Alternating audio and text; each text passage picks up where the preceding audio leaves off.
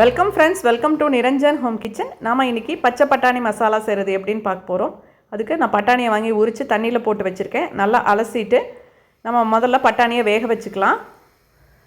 குக்கரில் வேக வைக்க போகிறோம். அதனால் ஒரு கிண்ணத்தில் பட்டாணி, கொஞ்சமாக உப்பு, மஞ்சத்தூள், பட்டாணி மூழ்கிற அளவுக்கு கொஞ்சமாக தண்ணி ஊற்றி வேக வச்சுக்கலாம். ஒரு 2 விசில் போல் வச்சிங்கன்னா நல்லா சாஃப்டாக வெந்துடும். இப்போ அதுக்குரிய மசாலாவுக்கு தேவையான ஜாமான் பார்க்கலாம். தேங்காய் ஒரு 3 டீஸ்பூன், 1 டீஸ்பூன் சோம்பு, ஒரே ஒரு பூண்டு பல், இது எல்லாத்தையும் நைஸ் பேஸ்ட்டாக நம்ம அரைச்சி எடுத்துக்கிட்டோம்.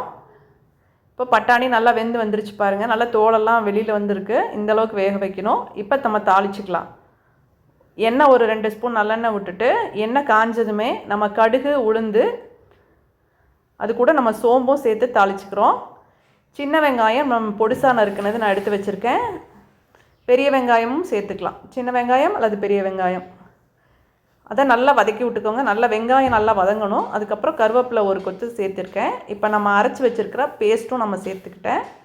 அது கூட மிளகாத்தூள், மல்லித்தூள், கரம் மசாலா தூள்,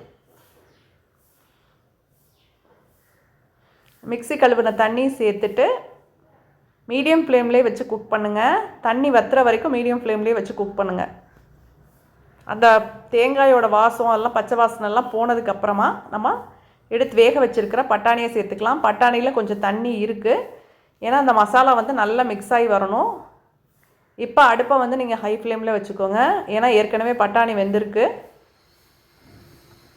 இப்போ அது கூட கொத்தமல்லியும் சேர்த்துக்கலாம். அப்போ தான் எல்லா ஃப்ளேவரும் சேர்ந்து டேஸ்ட்டு நல்லா வரும். நல்லா தண்ணியெல்லாம் வற்றி வந்துருச்சு பாருங்கள். பட்டாணி மசாலா வந்து ரெடி ஆயிடுச்சு.